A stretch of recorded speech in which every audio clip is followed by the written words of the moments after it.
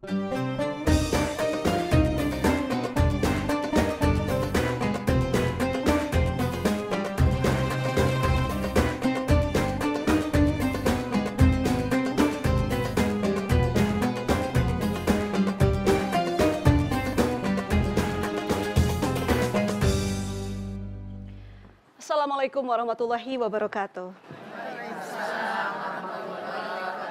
Bismillahirrahmanirrahim. Alhamdulillah wa syukurillah wa ni'matillah.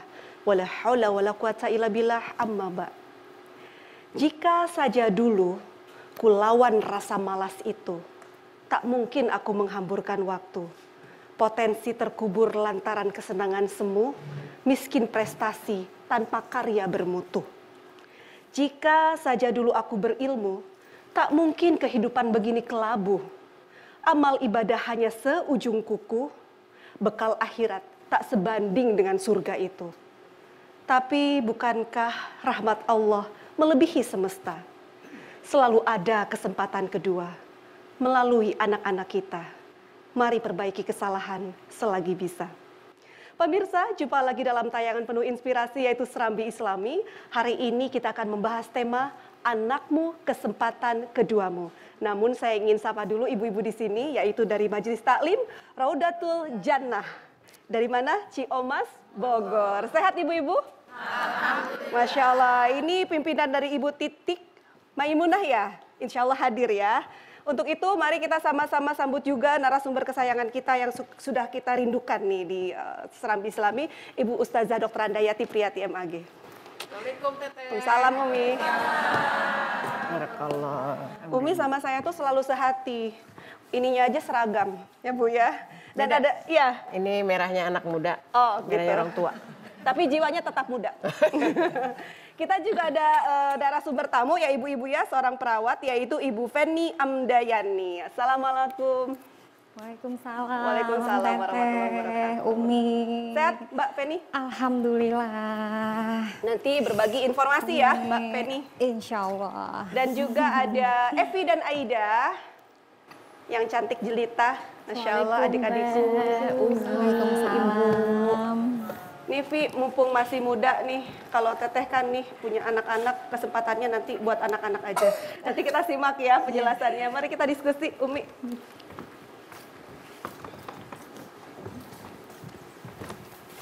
Masya Allah ibu-ibu, anak sebagai kesempatan kedua ini kalau saya analogikan seperti ujian remedial atau ujian perbaikan gitu ya. Jadi sebelum ujian itu kita harus ada persiapan dulu nih.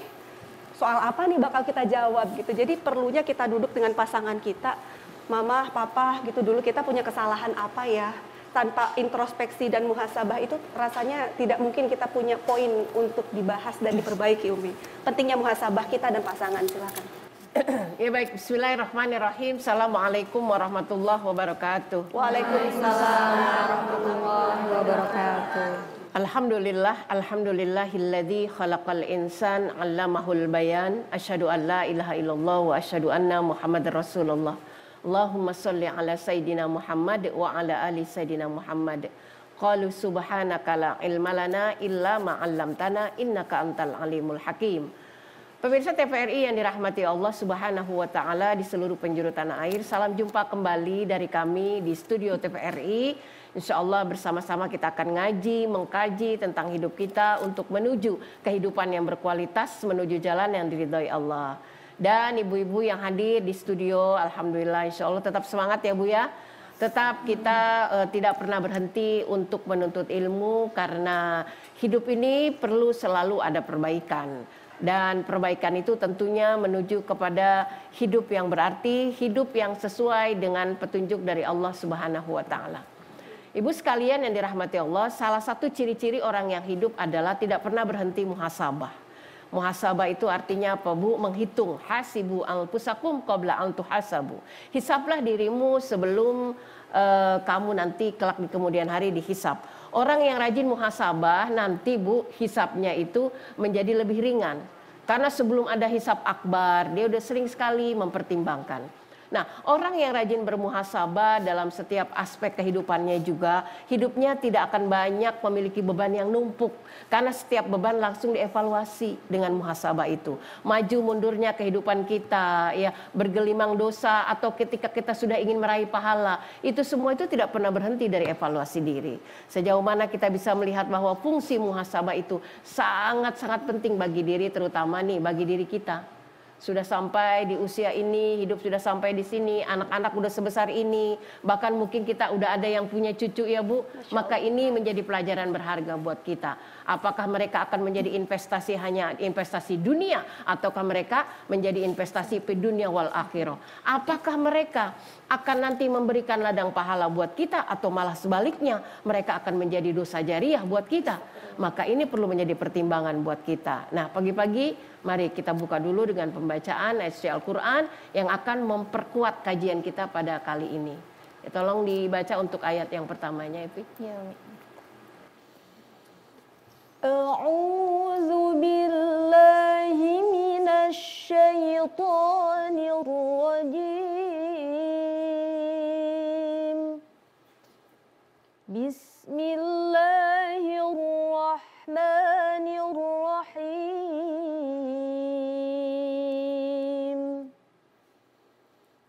والذين يقولون ربنا هب لنا من أزواجنا وذرياتنا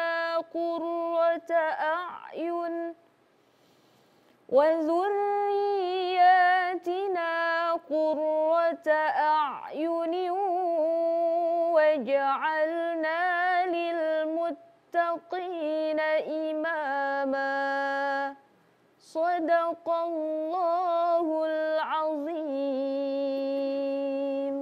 Aku berlindung kepada Allah dari godaan setan yang terkutuk dengan menyebut nama Allah yang Maha Pengasih lagi Maha Penyayang. Dan orang-orang yang berkata, "Ya Tuhan kami, anugerahkanlah kepada kami pasangan kami dan keturunan kami sebagai penyenang hati kami, dan jadikanlah kami pemimpin bagi orang-orang yang bertakwa." Maha benar Allah atas segala firman-Nya. Ya, ayat ini Bu, surah Al-Furqan ayat 74, di atasnya tuh banyak. Ini menyebutkan semuanya itu, yang salah satunya ini adalah ciri-ciri ibadur rahman. Hamba dari yang Maha Pengasih. Mana ciri-cirinya ucapan ini? Orang-orang yang selalu memikirkan tentang generasi ke belakangnya. Tentunya yang didambakan adalah mereka memiliki keturunan apa yang kita dambakan, yaitu qurrata a'yun. Kalau ditanya apa sih qurrata a'yun? Saya sering mengumpamakan dengan satu kalimat yang indah didengar. Qurrata a'yun itu adalah indah dipandang mata, sejuk dirasa jiwa. Masya Allah. Ya, ketika dipandang enak ya, tampangnya memuaskan ya, bagus ya. Pokoknya looknya itu enak, tapi juga terasa nampak dari akhlaknya, perilakunya. Tentunya semua orang mendambakan ini Bu. Tapi ini doa kita baca setiap dalam sholat Bu. Tanpa ada action kita untuk berdaya upaya menciptakan generasi yang qurrata a'yun. Ya, kita sama aja dengan orang yang berdusta pada doa kita. Mengkhianati doa-doa kita. Yang kita mampu hanya berkata apa? Ah, doa saya belum dikabul. Doa saya belum diijabah. Padahal setiap doa itu dikabul oleh Allah Bu. Hanya banyak kita yang berkhianat pada doa. Di dunia ini Ibu, setiap usaha itu dihargai oleh Allah. Bersama-sama kita bersinergi berusaha, nanti Allah akan bantu kita dengan usaha itu. Termasuk mencetak generasi yang disebut sebagai generasi qurrata a'yun. Nah, qurrata a'yun ini adalah dambaan setiap siapapun. Orang tua menginginkan punya generasi yang qurrata a'yun itu bukan sesuatu yang instan Ibu. Itu perlu perjuangan. Bahkan dulu kita didambakan oleh orang tua kita. Betul? Iya, maka bagaimana kita belajar dari harapan-harapan orang tua, maka semua harapan itu ketika masih tertunda, ayo kita gali kembali. Kita perbaiki dan kemudian kita coba wujudkan pada generasi kita. Insya Allah, insya Allah. Mbak Feni, kalau nikah itu kan istrinya ngobrol ya. Isinya tuh ngobrol antara kita dan pasangan. Apalagi yang diobrolin ini tentang anak. Karena bicara membesarkan anak ini adalah PR kita berdua gitu ya, suami dan istri. Pentingnya kita duduk bareng karena mungkin kita punya pengalaman yang berbeda, poin-poin kesalahan yang juga berbeda, dididik dengan cara yang berbeda dan value yang berbeda. Untuk menjadikan anak ini sebagai kesempatan kedua atas kesalahan yang dulu pernah kita lakukan, pentingnya kita duduk bareng dengan pasangan. Mohon dijelaskan. Bener banget ya Teh. Jadi memang kalau saya mengkondisikan dengan pasangan itu adalah teman ngobrol seumur hidup ya. Betul. Ngobrol terpanjang gitu kan, sampai Allah takdirkan nanti di batas tertentu gitu kan. Dan setiap hari obrolan itu pasti seputar rumah tangga, terutama anak. Jadi memang kalau dulu dari waktu awal mau kita berkomitmen, kebetulan saya dengan suami itu sekarang namanya apa sih Umi, ta'aruf ya. Nah dulu dijodohkan gitu. Jadi ketemunya cuma 3 kali Teh. Ya Ketemu Allah. pertama kenalan, kedua langsung tunangan, ketiga nikah gitu. Masya Jadi Allah. betul-betul tidak kenal pribadinya, saya juga dia mungkin belum kenal saya terlalu ini. Jadi kita pacarannya setelah nikah gitu kan. Tapi nikmat ya Teh? Masya Allah, jadi kalau kata mama dulu terserah deh mau pulang jam berapa, nggak ngurus lagi gitu kata mama. Jadi pacarnya setelah nikah, nah dari situ emang kita harus lebih banyak bicara ya Teh. Karena kan bertemunya kita itu waktunya singkat, sementara kita udah punya program ke depan mau seperti apa. Betul. Gitu kan. Jadi emang obrolan yang berkualitas itu. Yuk kita sama-sama atur rencana yuk. Dari awal kita mau seperti apa anak kita gitu kan. Baik. Jadi memang alhamdulillah waktu itu saya sama suami itu punya pandangan yang sama. Kita dari awal yang jelas fondasinya kuatin dulu yuk di agamanya gitu kan. Yang jelas harus lebih kuat daripada kita orang tuanya gitu kan. Harus lebih baik daripada orang tuanya. Nah, makanya dari awal dia mulai dari dalam kandungan diusahakan sebaik mungkin, mudah-mudahan sudah bisa memberkatkan diri ke arah agama. Insya Allah. Nanti kita lanjutkan ibu-ibu ya. Pemirsa jangan kemana-mana, tetap bersama kami di Serambi Islami.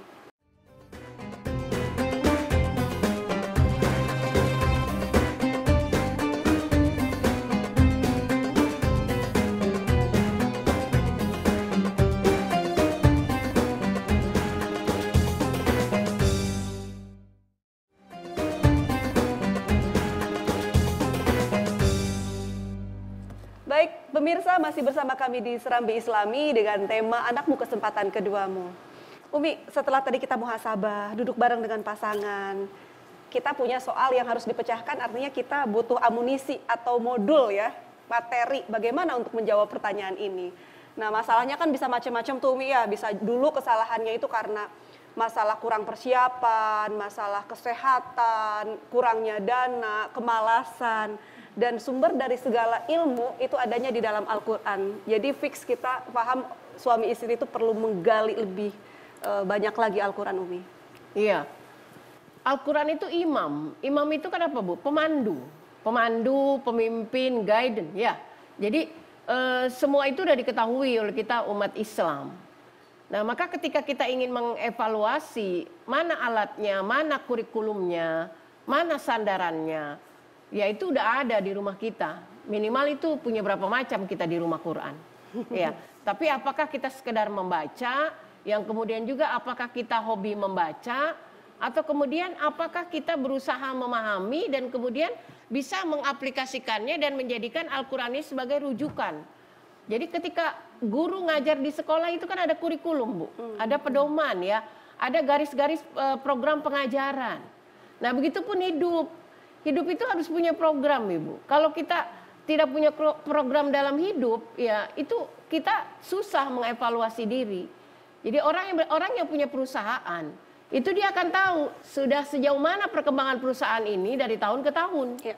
Nah, maka hidup pun demikian.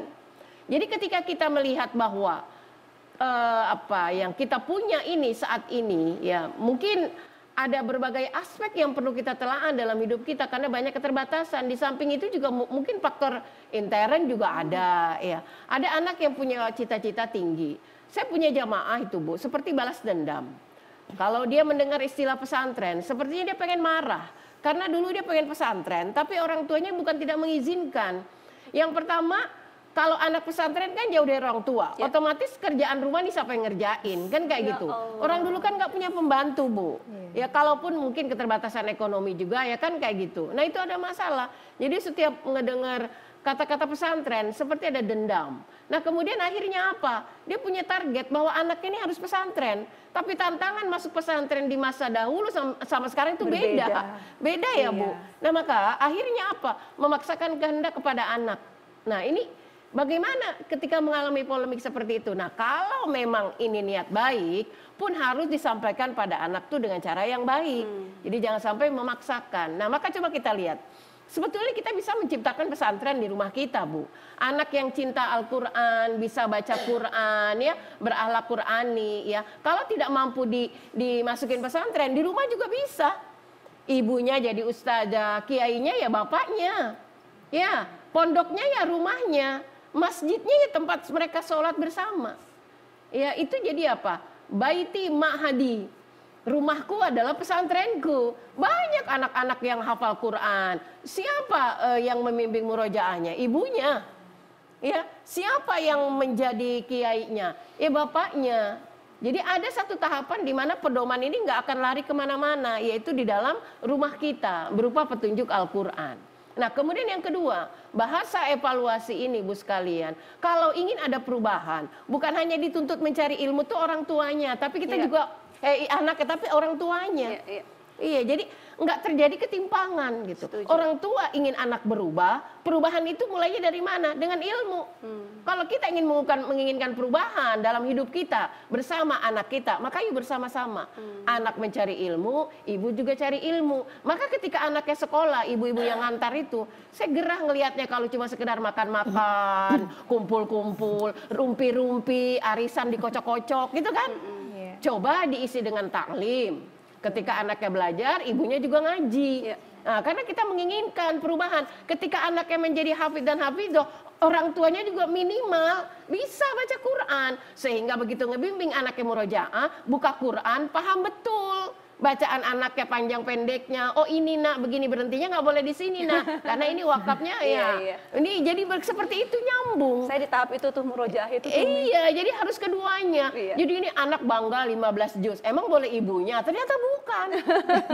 Jebolan pesantren tahfidz. Makanya begitu keluar dari pondok, hafalannya rontok. Karena di rumah nggak dilatih lagi, ya ibunya waktu anaknya wisuda tahfidz bangganya minta ampun, gurunya belum upload foto, ibunya udah, alhamdulillah 15 juz gitu kan. Nah ini berbangga begitu boleh, tapi harus kita realisasikan itu. Jadi hafalan Quran itu sama seperti pisau Ibu, kalau nggak diasah dia tuh karat, ya. Jadi harus tetap. Ya di samping itu banyak pantangan-pantangan yang lain ya, makanya disinilah mulainya dari mana kita memulai bersama, tidak bisa hanya anak gitu kan. Oh ibu ini anaknya hafid, lah ibunya ya hafid juga, istrinya Pak Hafiz. Umi ini kaya sekali ya, karena banyak orang tua yang menganggap anak sebagai objek peserta didik tanpa orang tua harus sekolah lagi. Ini kita ke Mbak Fani nih ya. Masalahnya banyak penyesalan yang dulu kita lakukan ini orientasinya masalah ibadah. Dulu kok saya males banget gitu ya, waktu masa muda ibadah gitu. Jangan sampai deh anak saya seperti saya. Betul. Nah, tapi kan aspek tarbiyah yang paling pertama itu masalah keteladanan ya Bu. Karena anak akan merefleksi apa yang kita lakukan. Gimana mau ngasih contoh, kitanya aja masih tertatih belajar nih. Karena dulu kita masih gelap nih. Ada tips nggak dari Mbak Fani mungkin pengalaman mendidik anak? Kalau saya dulu teh ya pas lagi hamil itu udah mikir gitu kan. Ini anak bismillah mudah-mudahan harus produknya lebih bagus daripada orang tuanya gitu kan. Jadi dalam membesarkan dia itu saya juga belajar teh gitu. Kenapa sambil belajar? Karena memang hari-hari kita bersama dia itu kan istilahnya learning by doing ya teh ya. Pembelajaran kita itu kita kalau kitanya belum paham gimana mau ngajarin gitu kan. Betul. Terutama tahap awal misalnya belajar huruf hijaiyah deh, misalnya waktu baru mulai belajar ngomong misalnya gitu kan teh. Nah itu kan udah dimulai sambil bermain, sambil belajar. Nah itu ternyata masuk ya, bagi anak itu mengasihkan gitu kan, puzzle-puzzle hurufnya gitu kan disebar, nanti ya disusun lagi gitu. Nah itu memang dari tahap dini saya udah mulai program gitu. Terus bacaan surat misalnya yang simpel-simpel ya teh, misalnya bangun tidur apa gitu kan, udah mulai bisa baca. Kalau untuk tidur palingan kita murotal ya, jadi setidaknya kupingnya terbiasa gitu kan. Walaupun dari dalam kandungan dulu sudah dimulai, tapi dilanjutkan supaya memang lebih terbiasa. Dan itu memang pengaruhnya saya rasa gimana ya teh, dia kan sekarang yang paling besar itu udah kelas 2 MTS ya, alhamdulillah ya. Oke. Jadi seperti kayak mengulang gitu loh teh, mungkin di rewind masa lalunya sering dengar itu, jadi alhamdulillah menghafalnya pun enak dianya gitu kan. Cuman ibunya yang mungkin agak tertatih-tatih nih ngikutin. Larinya cepet banget gitu kan kalau anak-anak sosial itu. Ekspres ya, kalau anak-anak kadang-kadang kita amazed sendiri gitu ya. Banget teh, cepet gitu. Padahal dulu rasanya beriring-iringan nih sama kita, masih kita yang ngajarin. Cuman sama mereka mungkin di usia emasnya juga kali ya. Jadi mereka emang lebih cepat berkelitnya gitu. Golden age gitu ya, Betul, bahasa golden age-nya. istilahnya. Iya Umi, ini lucu, kita kadang-kadang menginginkan anak kita soleha, soleh ya. Pokoknya yang bagus-bagus deh, masalah cita-cita ya ibu-ibu ya. Tapi kita pada prakteknya justru sering membesarkan mereka secara fisik, secara duniawi, dan secara materi gitu loh. Padahal betul, sering di panggung ini juga Umi mengingatkan bahwa anak bukan sekedar perhiasan dunia, tapi akan menjadi amal jariah Umi ya, investasi yang nanti akan kita panen di akhirat. Ini cara pandang konsep orang tua bagaimana Umi? Ya, itu hadisnya sangat-sangat sering Ibu dengar ya dari Abu Hurairah ya, bahwa kalau setiap kita ini nanti kembali ke hadirat Allah, hanya 3 yang tertinggal ya Bu ya. Idza matal insan in qata amaluhu illa min thalathatin. Kan gitu Bu ya. Kalau mati tertinggal 3 ya. Sedekah jariyah, ilmu yang manfaat ya, kemudian waladun saleh ya. Jadi kalau kita merujuk kepada apa yang dikatakan waladun soleh itu adalah target tertinggi orang tua, maka dia tidak mengabaikan yang pertama tadi, yaitu sedekah jariyahnya ya, karena itu juga jalan meliris ke sana untuk mencetak anak-anak yang soleh.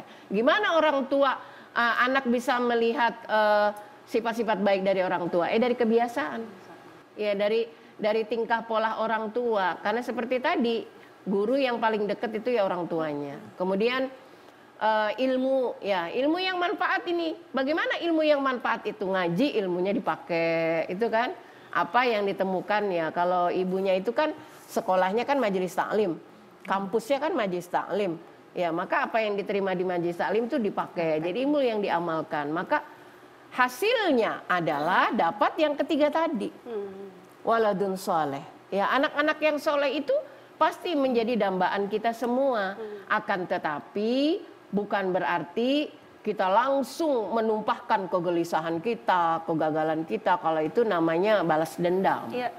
Ya, tapi kita kan ingin mewarisi Bu. Sebagaimana kita punya warisan harta nih, yang bakal memiliki itu siapa? Anak-anak. Anak. Ibu akrab nih berdua nih Bu. Ibu jangan berharap warisan dari ibu ini Bu, karena kagak bakalan dibagi Bu. Ya karena jalurnya juga kagak nyambung, ya kan? Nah itu kan, setiap itu pasti ke anak Bu. Maka sekarang begini, kalau kita punya warisan harta yang memiliki anak, ya otomatis Bu, apa yang kita lakukan pada hari ini juga adalah nanti akan menjadi kembali kepada kita warisan itu, yaitu investasi yang kita punya. Amal-amal soleh yang kita punya ini Bu, termasuk ini anak juga adalah jeripaya amal soleh kita Bu. Mana ada anak yang soleh kalau amalnya tidak soleh? Ya, itu buah amal soleh dari kita. Mungkin emang panjang Bu waktunya, perjuangan, nggak instan ya. Jadi dari sini makanya kita mencoba perbaiki diri dulu, atau perbaiki diri sambil jalan, ya sambil jalan.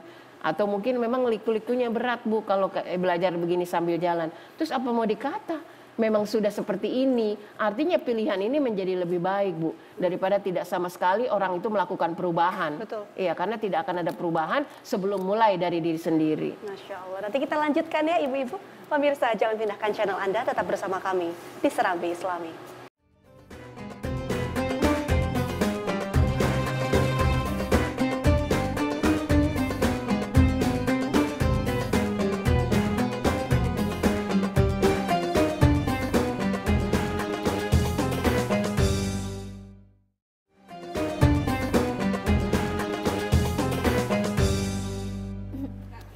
kasih pemirsa, masih bersama kami di Serambi Islami berbincang tentang anakmu kesempatan keduamu. Kita beralih ke Mbak Feni ya. Mbak Feni, Masya Ya, Allah. siap. Cita-cita memiliki anak soleh, solehah, qurrata ayun itu nggak bakalan instan. Banget, Nggak bakalan langsung seperti itu jadinya. Itu perlu yang namanya kesungguhan.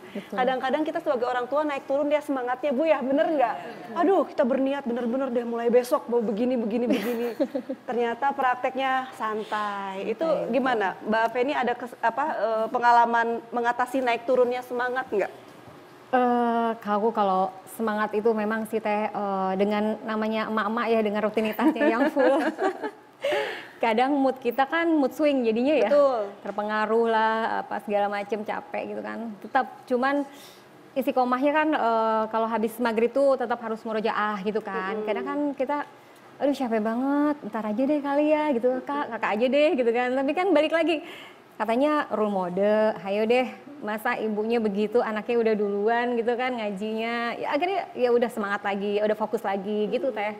Jadi tetap kalau udah mulai agak oleng-oleng dikit, balik lagi ke tujuan utamanya. Oh iya, kan mau ke sini, kita lagi berproses nih, lagi jalan nih gitu kan.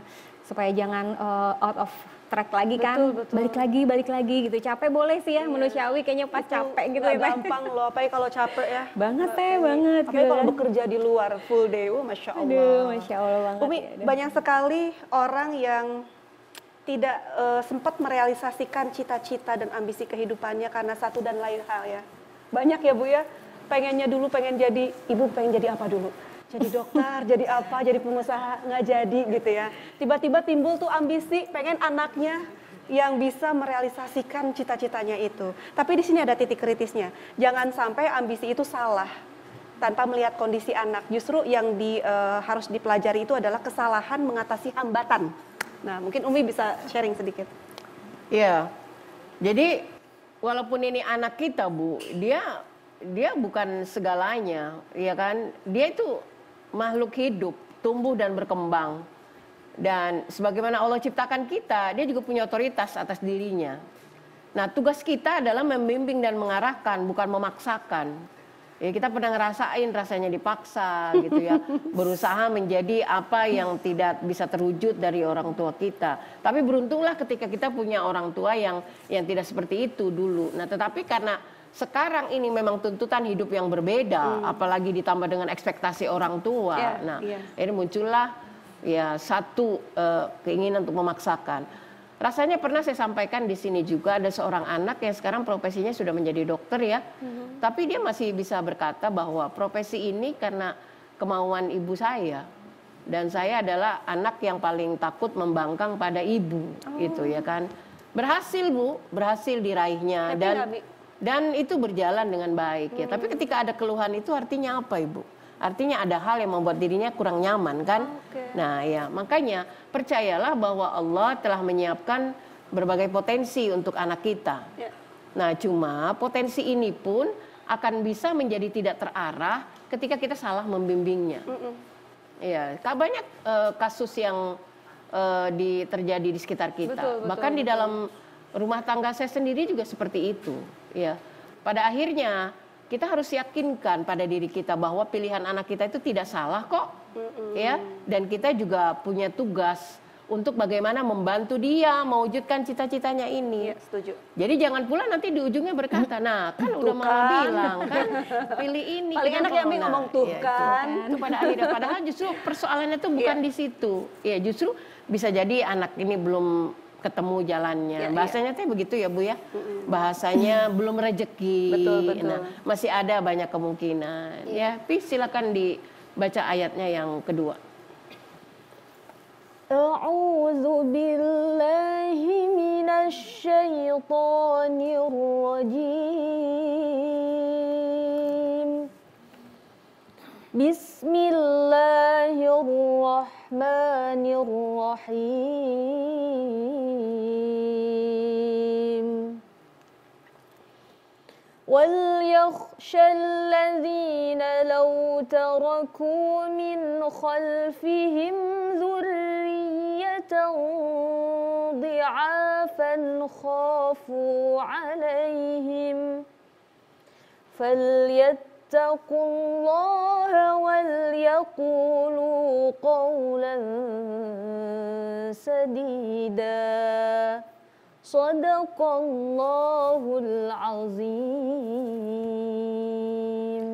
Dan hendaklah takut kepada Allah orang-orang yang sekiranya mereka meninggalkan keturunan yang lemah di belakang mereka, yang mereka khawatir terhadap kesejahteraannya. Oleh karena itu, hendaklah mereka bertakwa kepada Allah dan hendaklah mereka berbicara dengan tutur kata yang benar. Ya, ini ancaman Al-Quran buat kita, Bu. Jangan ninggalin keturunan yang lemah. Itu secara umum, Bu. Bukan jangan ninggalin keturunan yang nggak bisa nerusin cita-cita kita. Ya, artinya apa kelemahan ini? 3 aspek, Bu. Yang pertama, lemah spiritual, lemah agamanya. Ya, jadi kalau anak itu minim pondasi agamanya, maka dia akan rapuh. Maka yang perdana, yang paling awal itu bimbingan yang pertama adalah bimbingan tauhid. Jadi tauhid ini landasan utama, ibarat rumah. Ini adalah apanya, Bu? Pondasi. Ya, jadi bangun itu dengan dasar yang utama. Kemudian yang kedua apa? Jangan sampai anak ini lemah intelektual. Nah, maka di sini anak-anak diberi pendidikan. Karena pendidikan itu yang akan membawa wawasan untuk mereka. Skill mereka nanti tumbuh seiring bersama pemahaman mereka berjalan dengan di sekolah yang mereka mengenyam pendidikan di sana, di kampus, nanti mengalir, nanti ketemu, Bu, di mana di sana. Nah, kemudian emosional. Nah, inilah manajemen sikap mental yang kelak nanti di kemudian hari ini juga menjadi modal bagi orang-orang yang berilmu.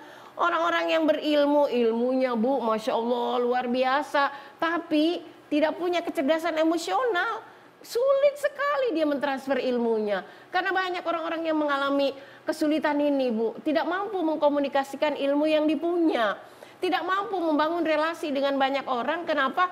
Karena dia nggak punya kemampuan emosional. Nah, kemampuan emosional ini adalah spirit besar bagi kendali jiwa.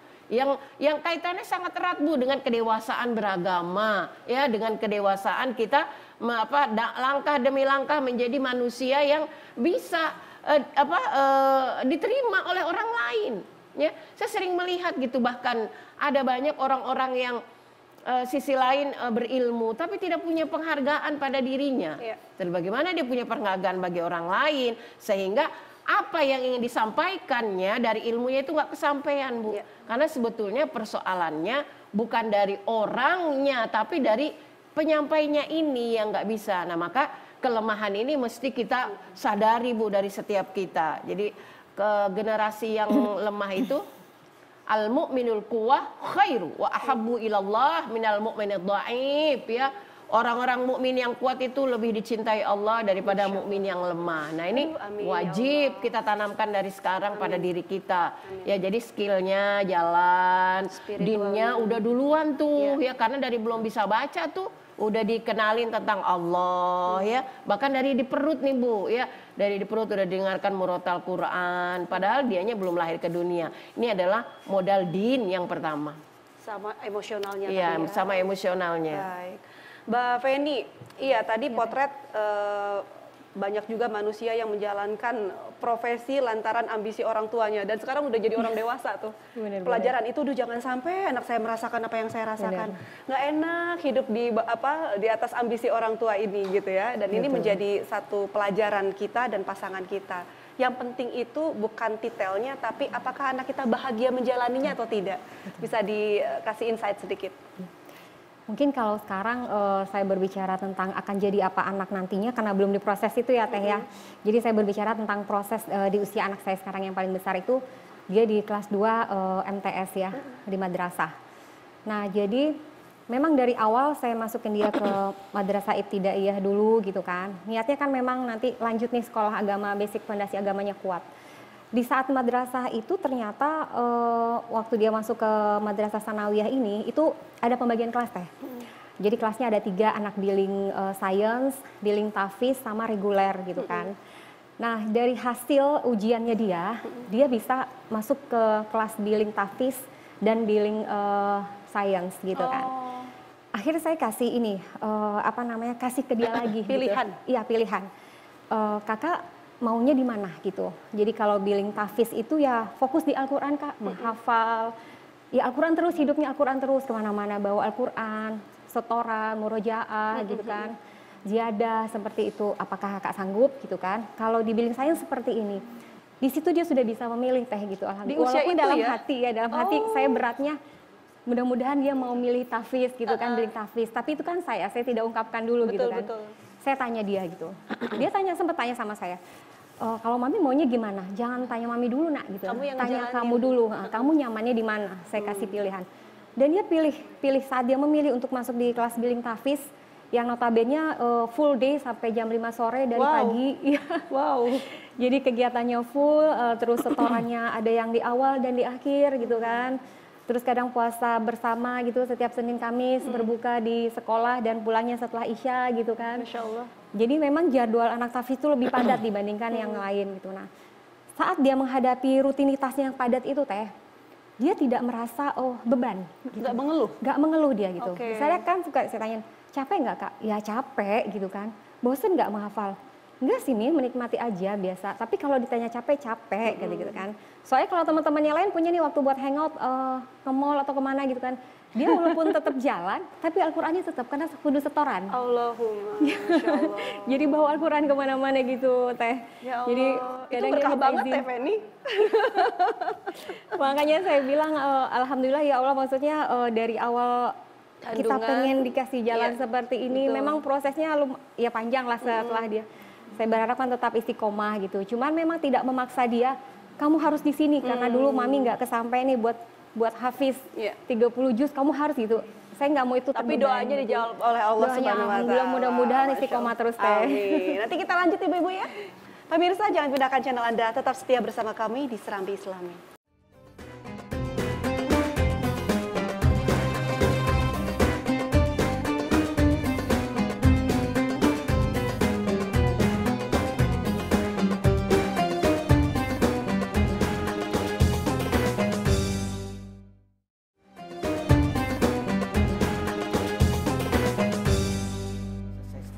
Terima kasih pemirsa, masih di Serambi Islami dan masih membahas bahwa anakmu adalah kesempatan keduamu.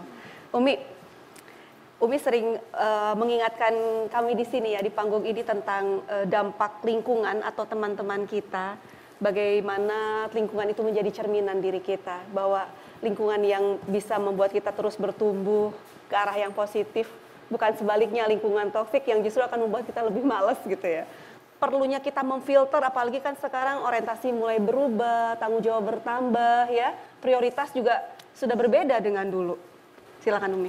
Iya, itu kan udah diungkapkan di dalam hadis Nabi Shallallahu Alaihi Wasallam bahwa salah satu kebahagiaan hidup adalah punya lingkungan yang baik. Jadi lingkungan yang baik itu adalah support system, Ibu.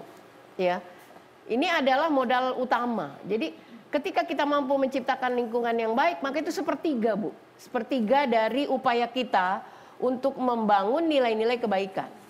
Nah, Ibu sekalian sampai di studio ini, kalau kira-kira tetangganya maling semua, pasrah nggak ninggalin rumah ini?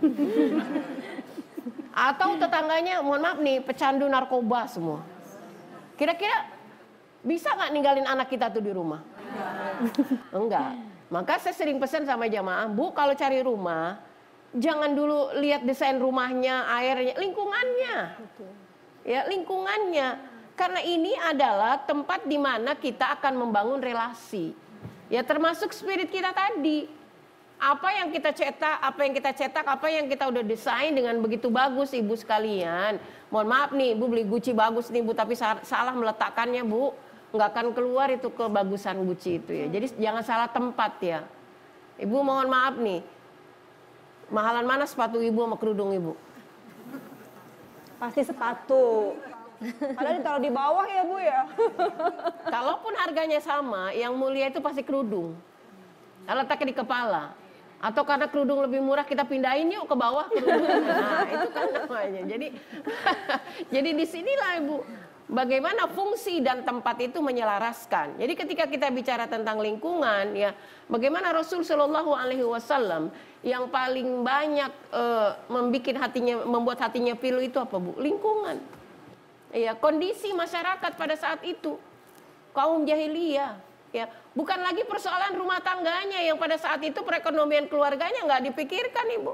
Ada kita makan, tidak ada ya kita puasa. Begitu kondisi rumah tangga Rasul. Makanya ketika beliau pulang dari masjid ditanya, ya Humairah, makan apa kita hari ini?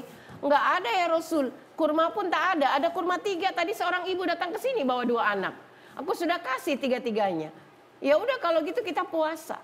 Di lain hari Rasul pulang dari masjid biasa datang lagi ke rumah Ibu Aisyah. Ya Humairah, makan apa kita? Nggak ada lauk apa-apa ya Rasul kecuali cuka. Oh nggak apa-apa cuka. Cuka itu makanan terenak. Loh, cuka jadi makanan terenak, Bu. Orang Bogor bilang cuka makanan terenak. Ini Rasul sallallahu alaihi wasallam. Jadi itu apa tanda apa, Bu? Tanda satu, kita membangun ya sudut pandang. Ya, agar spirit apapun yang terjadi di dalam rumah itu adalah auranya positif. Nah, jadi anak pun demikian, Ibu sekalian. Jadi ketika Ibu berkata, kamu bisa menjadi seorang hafid tanpa harus pesantren, bisa. Sekolah di rumah juga bisa. Banyak program-program sekolah yang pakai program tahfidz. Ya, ibunya pun bisa. Sekali lagi saya tekankan, menjadi guru-guru bagi anak-anaknya. Atau dipanggil ke rumah guru spesial. Nah, jadi di situ. Nah, ini lingkungan dari mana? Apalagi Ibu kalau itu hadir di dalam lingkungan masyarakat sekitar. Kalau tidak ada yang mampu menciptakan lingkungan yang baik, kita yang mulai. Justru Allah menghadirkan di situ ada tanggung jawab buat kita. Ya, awal-awal saya ngerasa sepi gitu ya, ketika harus hengkang dari kampung halaman. Tapi saya bersangka baik. Kenapa? Oh, Allah hadirkan saya di sini. Artinya saya dibutuhkan. Maka kitalah yang membangun di sini, maka akan tercipta gitu. Maka saya dari kecil, kalau saya diajarkan berhijab dengan orang tua tapi lingkungannya tidak seperti itu, saya akan berkaca kemana? Itu lebih tua dari aku begitu mah bajunya gitu kan. Nah, jadi sinilah ya, maka kita harus mulai dari diri kita dulu untuk membuat lingkungan kita tuh punya warna seperti Rasul Shallallahu Alaihi Wasallam ya, yang pada akhirnya membuat kota Madinah itu dulu namanya kota Yasrib, Bu. Tapi dengan kehadiran Rasul namanya apa? Madinatul Munawwarah, kota yang bersinar. Ya, maka jadilah kita umat Rasul membawa sinar bagi orang-orang yang sedang kegelapan. Amin. Baik, kita masuk ke segmen Ruang Curhat. Masya Allah, kita jelang video berikut ini. Silakan. Ustazah Yati, saya Rifa dari Majelis Taklim Rahmatan Lil Alamin Kota Tangerang. Saya mau bertanya, apakah dibenarkan dalam agama kita memaksa anak untuk menjadi penghafal Quran, hafiz atau hafizoh, dengan maksud mewujudkan cita-cita kita orang tua untuk punya anak soleh tanpa berdiskusi dulu dengan anak? Karena menurut orang tua, kalau menjadi ahlul Quran, Allah pasti ridho. Demikian Ustazah, mohon pencerahannya. Wassalamualaikum warahmatullahi wabarakatuh.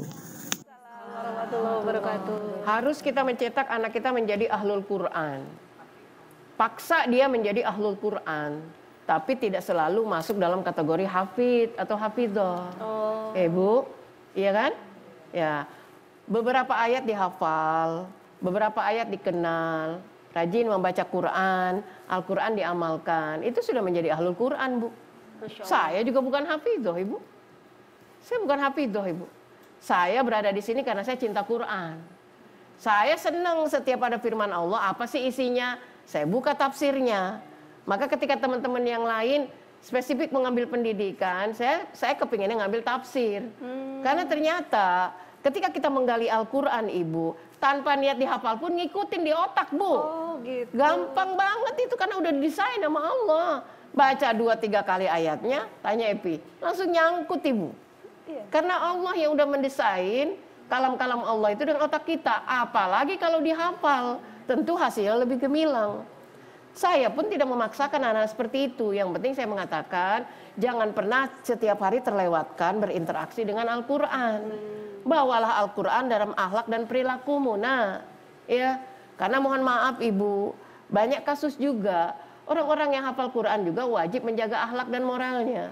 Karena kalau enggak, hafalan itu juga tidak akan muncul. Karena Al-Quran nggak akan bersemayam di dalam jiwa orang-orang yang kotor. Masya Allah. Nah, ini salah satu fungsi kita mesti paham, Bu, ya.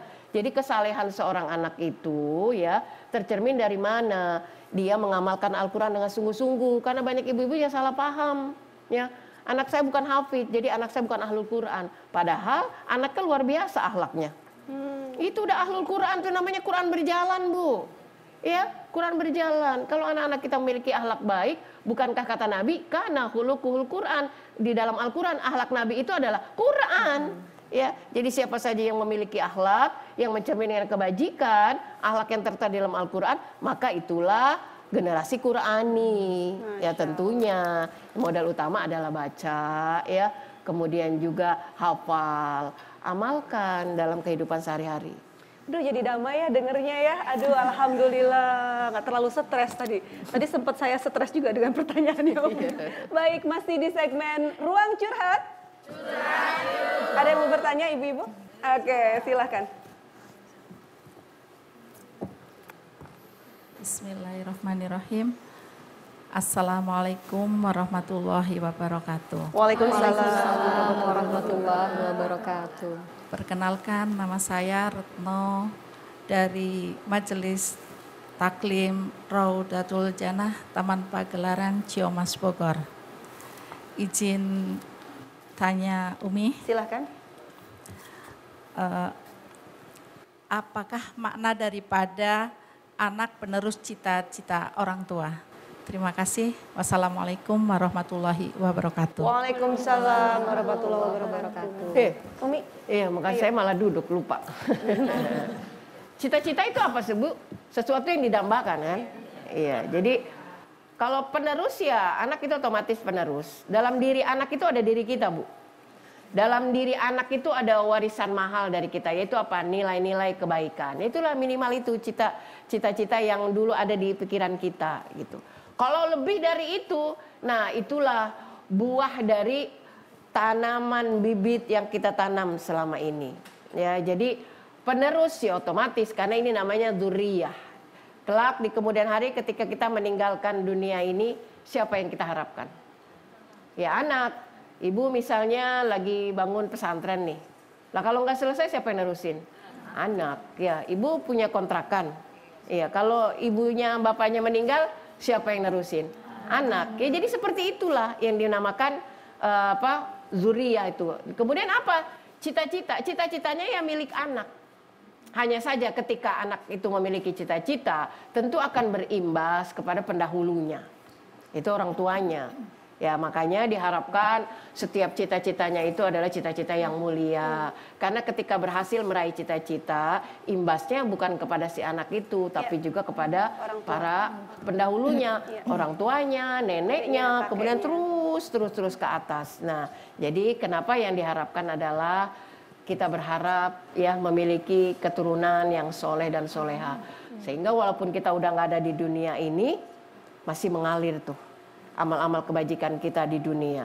Ya dari paman Nabi, kakeknya Nabi, kemudian ayahnya Nabi, kemudian anaknya Nabi, cucunya Nabi, terus ke zuriyahnya Nabi. Jadi sampai wasilahnya sampai ada zuriyah yang berapa generasi gitu ya, sampai ke kita sekarang ini. Nah, itu kan jadi bersambung. Jadi itulah generasi-generasi yang diharapkan. Subhanallah. Baik, mudah-mudahan sudah bisa menjawab pertanyaan ya, Bu ya. Masih di segmen Ruang Curhat. Ada lagi yang mau bertanya? Bismillahirrahmanirrahim. Assalamualaikum warahmatullahi wabarakatuh. Nama saya Iis dari Majelis Taklim Raudatul Jannah, Taman Pagelaran Ciamas Bogor. Bertanya Umi, anak itu mempunyai cita-cita, itu dambaan orang tua. Tetapi jika gagal, apakah orang tua menyalahkan anaknya? Mohon pencerahannya. Ya. Wassalamualaikum warahmatullahi wabarakatuh. Waalaikumsalam warahmatullahi wabarakatuh. Sabar ya Bu, nanti jawabannya akan kita jelang setelah yang akan hadir berikut ini. Pemirsa jangan kemana-mana, tetap bersama kami di Serambi Islami.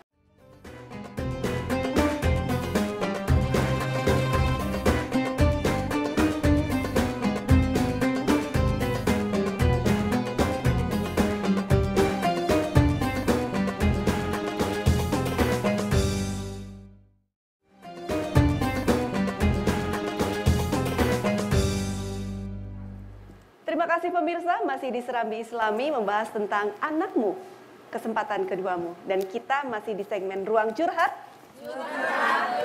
Silakan Umi, jawabannya Umi. Hidup itu ya kalau nggak berhasil gagal, Ya. kalau nggak sehat sakit, ya Bu. Kalau nggak bahagia ya sedih gitu. Maka jangan takut dengan kegagalan. Orang yang takut kegagalan ciri-cirinya mana? Salah satunya itu nyalain kalau gagal. Ya, jadi begini Bu, ketika kita mencoba pada suatu keinginan, itu harus berada pada dua kemungkinan, ya, antara berhasil dengan gagal. Tapi sebetulnya kegagalan itu kan bukan akhir dari segala-galanya. Ya, bisa jadi Allah pilihkan ada satu situasi yang lain gitu. Terlebih lagi kalau ini terjadi sama anak kita, Bu. Wah, kalau nyalain itu fatal, Bu. Fatal, ya. Mereka sudah berusaha, berdaya upaya untuk meraih apa yang dicita-citakan, apa yang diinginkan. Tapi jangan pernah berkata, Bu, ada kisah nih bagaimana ketika Nabi Allah Yakub alaihi salam menyuruh anak-anaknya itu untuk mencari adiknya. Nabi Allah Yusuf kan di kota Mesir itu. Maka strategi dari Nabi Allah Yakub alaihi salam apa? Agar anak-anaknya melewati dari berbagai banyak pintu itu, Bu. Yaitu strategi orang tua seperti itu. Sehingga begitu akhirnya mereka kembali ternyata mereka tidak menemukan Yusuf. Nah, kenapa tidak ditemukan? Memang Nabi Yusuf sudah ada di situ. Karena Nabi Yusuf sudah jadi pejabat. Ya, mereka nggak tahu. Tapi apa Nabi Yakub sedih? Tidak. Ya, itu tadi fasabrun jamil. Ya, jadikan kesabaran itu buah keindahan. Karena sebetulnya keberhasilan itu sedang menunggu. Ya. Hanya Allah minta pada kita, ya apa? Sabar itu supaya nanti ketika berhasil itu baru kita merasakan buah dari keberhasilan itu terasa nikmat karena di dalamnya ada kesabaran.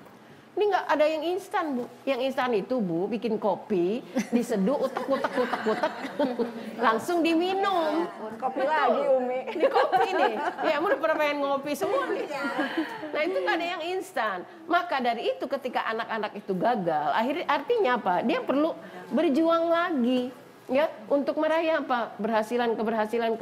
Nah, maka disinilah kenapa ada istilah Ibu kenal banyak jalan menuju Roma. Roma yang mana gitu kan. Banyak jalan menuju kepada petunjuk Allah. Ya, nah di sini maka kita wajib memberikan motivasi. Jangan sekali-kali ada kata gagal di depan anak ya. Baik. Ya, kan ada anak-anak bilang kegagalan itu keberhasilan yang tertunda itu ya. Masih namanya tertunda bukan baru wakaf kan? Iya. Ya, insyaallah mudah-mudahan Bahagia ya Bu dengan jawabannya? Masya Allah. Masih di segmen Ruang Curhat? Yuk kita jelak ada pertanyaan media sosial berikut ini. Silakan. Assalamualaikum, perkenalkan saya Mita dari Bekasi. Saya memiliki anak sambung yang tinggal serumah. Namun 1 bulan sekali Ananda juga selang-seling tinggal di rumah ibu kandungnya karena jarak rumahnya tidak terlalu jauh. Saya dan suami kesulitan menerapkan pola asuh terhadap anak karena memiliki nilai-nilai yang berbeda dengan didikan ibu kandungnya. Dan apakah akhirat anak ini juga menjadi tanggung jawab saya kelak selaku ibu sambungnya? Mohon jawabannya. Wassalamualaikum warahmatullahi wabarakatuh. Waalaikumsalam warahmatullahi wabarakatuh. Ya. Lumayan pelik ya Mi ya? Ya, ada ibu kandung, ada ibu sambung. Ya, jadi ini anak nih punya ibu dua. Ya, ibu dua. Karena kehadiran ibu pendamping ayahnya yang punya tanggung jawab sama seperti ibu kandung. Yang pertama adalah ibu biologis yang masih juga punya tanggung jawab. Ya, yang harus selalu itu. Karena ketika seorang ibu melahirkan dia punya tanggung jawab untuk mendidiknya. Tapi ketika berpisah dari ayahnya, maka ibu yang dinikahi oleh ayahnya juga menjadi bagian dari anak itu. Nah, pertanyaannya, misalnya anak itu berada di jalan yang salah, apakah kita sebagai orang tuanya kena imbasnya? Ya. Orang tua manapun ibu, baik ibu kandung maupun ibu sambung, ketika terjadi hal-hal yang terkait masalah hukum Allah, pada sisi lain dia sudah berusaha dengan ikhtiarnya. Allah Maha tahu, Bu. Allah Maha tahu kita berusaha kecuali kita ngediemin. Ya, kecuali kita ngediemin. Tapi kalau udah ada usaha di sana, terlebih lagi yang biasanya anak seperti ini kan dia udah lebih besar ya Bu ya. Iya. Kalau yang kecil tuh biasanya lebih mudah diarahkan. Maka insya Allah mudah-mudahan saya tidak mengatakan apakah saya berdosa. Ya, karena ibu telah berusaha, maka Allah lihat usaha ibu itu. Mudah-mudahan ketakutan ibu ini hanya sekedar menjadi ketakutan. Yang saya yakin itu bahwa usaha ibu ini suatu hari nanti akan menjadi modal bagi anak itu. Siapa di antara kedua ibunya ini, ibu kandungnya atau ibu sambungnya yang benar-benar ibu? Iya. Ya kan Bu, akan dicari nanti. Ya, karena begitu banyak ya. Lain waktu saya pernah menjelaskan arti walidah dengan al-um. Udah saya jelaskan, barangkali perlu diperjelas lagi ya Bu. Al-walidah yaitu adalah ibu yang melahirkan dan menyusui, itu ibu biologis. Ya. Makanya lebih banyak kata al-um di dalam Al-Qur'an itu. Karena siapa saja bisa menjadi ibu walaupun tidak melahirkan seorang anak. Masya Allah. Jadi Guru, orientasinya itu lebih banyak kepada membangun kehidupan anak itu agar lebih berkualitas. Karena terbukti banyak ibu-ibu kandung habis melahirkan anaknya ditinggal di klinik, di rumah sakit. Betul? Ya, ibu kandung habis melahirin anaknya nggak mau disusui. Ya Allah, ya Rob. Bahkan dibuang ya. Bahkan dibuang, diabaikan. Kemarin ada kasus itu. Ada kasus baby blues saja anaknya dicampakkan, Bu. Betul. Padahal kasus baby blues itu sebetulnya, mohon maaf nih Bu ya, kalau dalam kacamata Islam itu nggak ada. Nggak ada baby blues. Nggak boleh seorang ibu tuh kena penyakit baby blues. Karena menjadi seorang ibu itu adalah SK besar dari Allah. Nah ini penyakit apa? Kelelahan, kemudian ada situasi yang berbeda. Kenapa? Nafsu ya, dunia. Ya, karena tidak siap mental. Harusnya begitu hamil, ya Allah, terima kasih Engkau telah titipkan. Maka beri aku kekuatan, ya, untuk merawat titipanmu ini. Jadi siap jadi ibu. Ya, jadi mudah-mudahan kita menjadi orang tua yang benar-benar al-um, juga menjadi walidah. Ya, insya Allah. Amin ya Rabbal Induknya Alamin. adalah al-um tadi. Baik, masih di segmen Ruang Curhat. Ada yang bertanya ibu-ibu? Ya, silakan. Assalamualaikum warahmatullahi wabarakatuh. Waalaikumsalam warahmatullahi wabarakatuh. Perkenalkan, nama saya Ibu Hapsah dari MT Raudatul Jannah, Taman Pagelaran Ciamas, Bogor. Mau bertanya, Mi? Silakan. Pencapaian tertinggi apakah yang bisa diwariskan orang tuanya kepada anaknya? Baik. Menurut syariat agama. Ya. Terima kasih, Umi. Ya. Apa pencapaian tertinggi? Kita undang juga nih Mbak Feni ke sini, Mbak Feni. Iya. Birrul walidain. Nah, Masya Allah. Bu, apa itu birrul itu kebaikan. Ya, anak-anak yang berbuat baik kepada kedua orang tuanya. Itu lahir mana dan tercipta dari mana? Ya dari anak-anak yang soleh, yang sadar betul ya bahwa orang tua ini adalah kedua hamba Allah yang menyebabkan yang menjadi wasilah dia hadir ke dunia ini. Birrul walidain itu Bu bisa hadir dari mana saja, dari golongan anak mana saja, asal dia paham betul tugas dan tanggung jawabnya sebagai anak. Saya melihat seperti ini Bu, saya selalu berkaca begini, tidak hafal Quran anak ini, ibadahnya juga biasa-biasa saja, ya. Ada bahkan di masa Nabi Shallallahu Alaihi Wasallam, ya, ibu kenal tokohnya siapa namanya? Ada yang durhaka itu namanya Alqamah, ya. Kemudian yang soleh, ya, siapa namanya Bu? Uwais Al-Qarni. Ya, pancing sedikit, ya. Uwais Al-Qarni. Ya. Jadi sampai-sampai Khalifah Umar tuh bingung kenapa orang sekelas Amirul Mukminin disuruh mencari orang ini dan kalau ketemu itu minta doa sama dia. Ini apa kelebihannya? Diamatin, hidupnya biasa, ekonominya biasa, ternyata apa? Luar biasa baktinya sama ibunya. Masya Allah.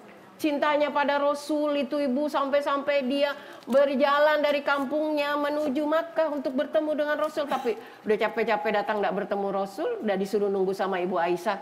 Saya nggak bisa ninggalin orang tua saya lama-lama. Tapi begitu pulang Ibu Aisyah laporan ada seorang anak muda diceritakan Rasul udah kenal karena namanya udah viral. Ya udah diketahui oleh langit. Maka akhirnya apa kata Rasulullah SAW dengan para sahabat? Carilah pemuda yang memiliki tanda putih di telapaknya. Ya, maka dikejarlah oleh Khalifah Umar bin Khattab. Khalifah Umar bin Khattab kalau mendengar orang punya keutamaan itu dicari Bu. Ya apa kelebihan anak muda ini? Ya, ternyata itu tadi Bu.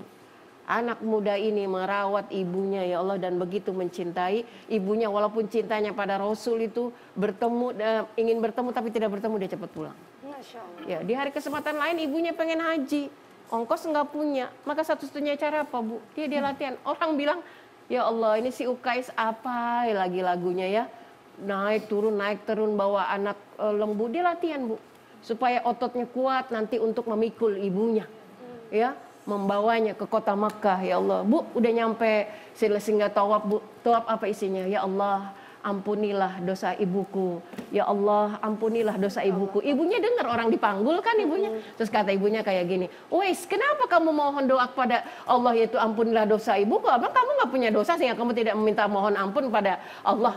Kalau dosa ibu diampuni oleh Allah, otomatis dosaku pun diampuni. Masya Allah. Ini kalau mau bicara tentang ekspektasi orang tua ya. Ini cita-cita tertinggi sukses seorang orang tua ya, memiliki anak, Masya Allah. Kita jalan satu pertanyaan medsos berikut ini, silakan. Assalamualaikum, saya Didi dari Serpong, Banten, izin bertanya. Masa kecil saya sangat prihatin, saya menumpang di rumah saudara saya karena saya anak yatim dan ibu saya tidak mampu. Sekarang saya berkeluarga dengan 2 anak, alhamdulillah ekonomi sangat kecukupan. Masa lalu saya yang menderita menjadi trauma sehingga saya bertekad agar anak tidak merasakan apa yang dulu saya rasakan. Namun istri saya menganggap sikap saya terlalu berlebihan. Dia khawatir anak-anak tumbuh menjadi manja dan mentalnya rapuh. Apa yang harus saya lakukan? Terima kasih, wassalamualaikum. Teh Feni. Baik Teh, mendidik anak itu tarik ulur ya Teh. Memang trauma di masa lalu, kita punya pengalaman pahit, diusahakan nih supaya anak kita tidak mengalaminya lagi gitu. Tapi terkadang kita kebablasan gitu Teh. Jadi masa kita di usia lalu itu tidak sama dengan masa anak sekarang. Betul. Gitu. Jadi kata Rasulullah, didiklah anak sesuai masanya gitu ya Teh ya. Nah jadi saat kita dulu menderita seperti apa dengan tingkat ketahanan kita dibawa ke anak zaman sekarang itu udah beda lagi cara mendidiknya.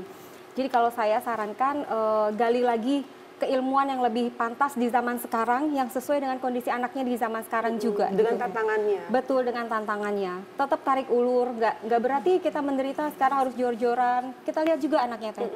Takutnya sayang yang berlebihan malah mencelakakan anak itu gitu kan. Jadi kita tetap balik lagi sesuai dengan kaidah keilmuan yang kita gali lagi. Khawatirnya ini dendam yang justru menyesatkan ya. Betul banget. Oke, nanti kita lanjut ibu-ibu ya, pemirsa jangan kemana-mana, nanti kita akan kembali setelah yang hadir berikut ini.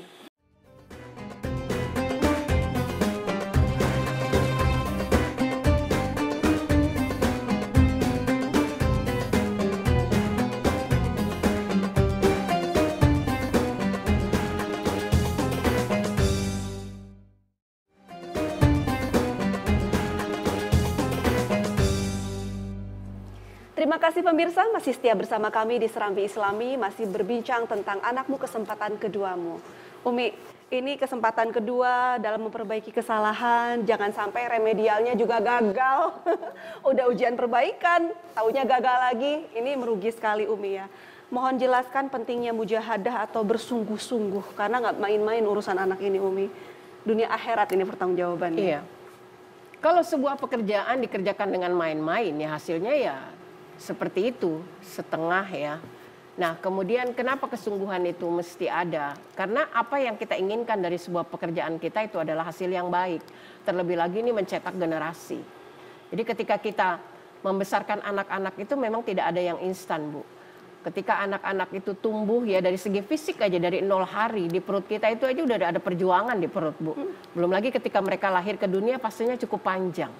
Maka waktunya itu sangat lama. Baru trimester pertama itu dihitung dalam surah Al-Ahqaf itu adalah 30 bulan.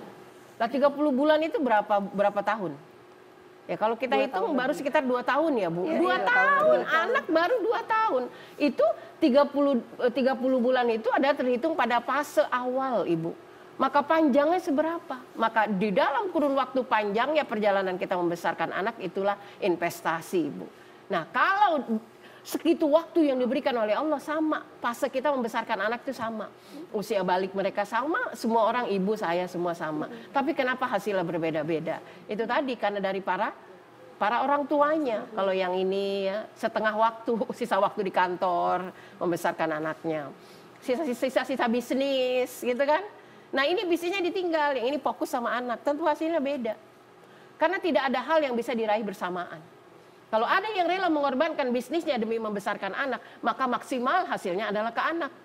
Kalau ada yang mau membesarkan bisnis tapi anak ditinggalkan, mohon maaf, jangan kaget kalau tiba-tiba anak minta kawin.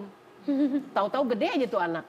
Lalu kapan gedenya? Karena ibunya itu hari-hari bergelut dengan bisnis. Nah, anak ditinggalkan. Jadi pilihan ada di kita, ibu sekalian. Ya, mau remedial kembali nggak bisa, karena waktu yang sudah berlalu tidak akan pernah terulang lagi. Maka jalannya sekarang adalah perbaiki diri kita. Nah, kesungguhan yang ada ini di mana sekarang ya?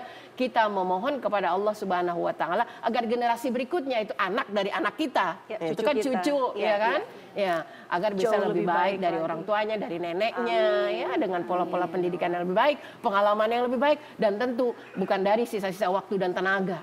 Ya, kalau tadi pilihannya adalah saya capek, tadi nggak mau ya mau untuk murojaah aja, kalau kita bilang capek tuh kayak gimana? Tapi energi kalau bicara soal anak, apalagi dengan amanah mesti bersungguh-sungguh, nah, itu menjadi PR berat buat kita ya. Sakit kepala pun bisa tiba-tiba hilang karena tanggung jawab itu, insya Allah. Mbak Feni, ini yang terakhir nih, sering merasa nggak sih efek lingkungan? Jadi makin tambah usia kita, makin matang, kita kayaknya memilih lingkungan yang relate aja, yang nyambung frekuensinya, yang nggak penting ya kita eliminir aja. Jadi akhirnya kita lebih memfilter dan circle-nya makin kecil ya. Merasa seperti itu juga Mbak Feni. Bisa dijelaskan? Iya benar Teh. Jadi tambah kesini masuk kepala 4 kali ya Teh. Jadi kita emang memperkecil skop lingkungan kita gitu. Kalau dulu mungkin banyak kita tidak memikirkan tentang kualitas, sekarang biarlah sedikit tapi berkualitas insya Allah gitu. Dan kita udah tahu jalannya di mana, tujuan kita kemana, ya kita mendekatkan dirilah dengan orang-orang yang satu frekuensi, satu tujuan gitu. Itu buat aku juga support system buat kita, mood booster kita juga ya. Betul. Saat kita lagi down atau apa, berarti ada sefrekuensi yang ngecas lagi nih gitu. Dan sama, casannya sama gitu kan, jadi masuk arusnya. Kalau yang banyak ke sana, casannya juga bermacam-macam, type C atau apa segala macam. Tapi pas dimasukin ke casan kita nggak nyambung gitu, nggak ke-recharge lagi kita. Nah seperti itu. Itu wasting time banget ya? Banget ya. Baik Umi, di segmen terakhir mohon ditarik benang merah sebagai intisari diskusi kita pagi ini, anakmu kesempatan keduamu. Iya, baik. Pemirsa TVRI yang dirahmati Allah Subhanahu wa taala, alhamdulillah kajian kita telah sampai di penghujung dan sebagai kesimpulan, nah insya Allah mudah-mudahan kita bukan orang tua yang gagal dan anak-anak kita juga bukan produk yang gagal, sehingga ada satu sama lain istilah balas dendam, kemudian memaksakan, apalagi ada di sana orang tua sepertinya menjadikan anak-anak investasi, tapi bukan investasi akhirat, investasi dari kegagalan-kegagalannya meraih pencapaian dunia. Nah ini lebih keliru lagi kita. Karena semakin besar pencapaian dunia, semakin besar juga tantangannya untuk anak-anak kita. Lain ketika ujungnya adalah investasi akhirat. Ini adalah manfaatnya lebih besar dari sekedar mengejar kebahagiaan atau investasi dunia. Maka harapan kita adalah yang dimaksud ketika kita beranjak dari pemikiran anak kita adalah harapan kedua kita. Tentunya harapan pertama pun bukan sesuatu hanya sekedar harapan. Maka kita jangan pernah mengulangi kesalahan yang pernah terjadi pada diri kita. Hal-hal yang kurang baik yang pernah kita alami, mari yuk kita perbaiki pada anak-anak kita. Kelalaian, ya kurangnya semangat, kurangnya ilmu, ya kurangnya apa lagi nih, kurang. Maka mari kita perbaiki sehingga produk ya yang lahir dari generasi kita ini lebih baik kualitasnya, meskipun tidak bisa dinafikan bahwa kita juga berharap terus meningkatkan kualitas, insya Allah. Insya Allah. Syukron Umi. Insya Allah nanti kita sinergi lagi Umi ya. Uminya sehat terus. Amin ya Rabbal Amin ya Rabbal Alamin. Teteh, makasih ya sudah hadir di studio TVRI. Evi Aida, syukron. Luar biasa, suaranya indah sekali. Ibu-ibu dari Raudhatul Jannah, Ciomas, Bogor. Insya Allah nanti kita sinergi lagi Bu ya. Masya Allah, amin. Pemirsa yang dirahmati Allah Subhanahu wa taala, muhasabah diri dan pasangan, mohon ampun atas segala kesalahan, belajar dan terus belajar, kemudian bersungguh-sungguh tanpa berputus asa, berdoa dan terus berdoa, tidak menjadikan anak kita hanya sekedar perhiasan dunia, namun juga investasi di akhirat sana. Insya Allah, semoga Allah memberikan kekuatan untuk kita. Mudah-mudahan bermanfaat pemirsa, saksikan terus ya Serambi Islami Selasa hanya di TVRI. Sebagai penutup, mari kita jelang doa dari Umi Yati. Silakan Umi. Baik pemirsa, seperti biasa ibu-ibu kita tutup kajian kita dengan doa. Insya Allah mudah-mudahan terkabul hajat-hajat kita ya. Terkabul terkabul apa yang kita dambakan dari anak-anak kita dan terwujud ya keinginan untuk kita meraih surga bersama-sama. Amin, Amin ya ya Allah ya Rabbal alamin. Bismillahirrahmanirrahim. Alhamdulillahirabbil alamin. Hamdan na'imin, hamdas syakirin, hamdan yuwafi ni'mahu wa yukafi'u mazidah. Rabbana lakal hamdu lakal syukru lakal mulku kama yanbaghi li jalali wasikal karim wa li 'azimi sultanik. Allah Rabbi ja'alni muqimas shalah wa min dzurriyyati Rabbana wa taqabbal du'a. Allahumma ighfirli wa li walidayya wa lil mu'minina yauma yaqumul hisab. Allahumma Rabbana hablana min azwajina wa dzurriyyatina qurrata a'yunin waj'alna lil muttaqina imama. Ya Allah, Tuhan kami yang Maha Rahman, Maha Rahim. Terima kasih ya Allah, Engkau telah menjadikan kami hamba-Mu ya Allah yang bisa mengerti dan paham akan fungsi kami diciptakan. Karena itu ya Allah, berikan bekal kepada kami untuk mampu membekali diri, keluarga, dan seluruh orang-orang yang ada di sekitar kami agar menjadi manusia yang benar-benar paham tentang hakikat penciptaan, tentang hakikat untuk apa kami dihadirkan ke dunia ini. Ya Allah ya Rabbana, sebagai orang tua tentu saja kami banyak memiliki kekurangan, kelemahan. Karena itu ampunilah ya Allah atas segala kelemahan dan kekurangan kami. Tidak ada manusia yang sempurna di dunia ini ya Rabb. Karena itu kami memohonkan ampunan jika kami belum menjadi orang tua yang ideal buat anak-anak kami. Ya Allah, tentu saja harapan kami kepada anak seperti layaknya orang tua yang sempurna. Karenanya ya Allah, mesti kami tahu tidak ada kesempurnaan di dunia ini. Kami ingin mendambakan generasi keturunan yang kelak di kemudian hari dapat benar-benar menjadi warisan termahal buat kami. Investasi yang sangat berharga untuk kami. Karenanya harapan kami ya Allah, berikanlah kami ilmu agar dapat membimbing anak-anak dan keturunan kami menjadi buah keturunan yang soleh dan solehah. Sebagaimana yang Kau berikan kepada Nabi Allah Ibrahim alaihissalam, memiliki putra yang soleh dan solehah, yaitu Nabi Allah Ismail dan Nabi Allah Ishak. Sebagaimana yang Kau berikan kepada Nabi Allah Daud alaihissalam ya Allah, yaitu memiliki putra Nabi Allah Sulaiman alaihissalam. Dan juga yang Kau berikan kepada Rasul Sallallahu Alaihi Wasallam, dzurriyyah yang soleh dan soleha, yang lahir dari keturunan orang-orang soleh, yang dididik dalam lingkungan yang soleh, yang berada dalam makam orang-orang yang soleh. Karenanya ya Allah, bimbing terus kami ya Allah, jangan lupakan kami bahwa hidup bukan hanya sekedar memperkaya kepentingan dunia, tapi yang termahal adalah bagaimana agar anak-anak kami dapat berbakti kepada orang tuanya, menjadi birrul walidain yang kelak di kemudian hari dapat menemani kami di hari tua, bahkan kelak hingga yaumil akhir. Allahumma ighfir lana dzunubana wa liwalidina wa li auladina bi rahmatika ya arhamar rahimin. Rabbana atina fid dunya hasanah wa fil akhirati hasanah wa qina adzabannar. Subhana rabbika rabbil izzati amma yasifun wa salamun alal mursalin walhamdulillahi rabbil alamin. Amin ya Allah rabbal alamin. Terima kasih atas segala keikutsertaannya. Mudah-mudahan menjadi ilmu yang bermanfaat khususnya bagi narasumber dan untuk ibu-ibu dan bapak-bapak jamaah semua di tanah air dan ibu-ibu di studio. Ila liqa, nasrum minallah fatun karib. Sampai jumpa kembali di seperti biasa Selasa pagi di studio ini, tapi dengan tema-tema yang berbeda. Adanallah wa iyyakum ajma'in. Assalamualaikum warahmatullahi wabarakatuh.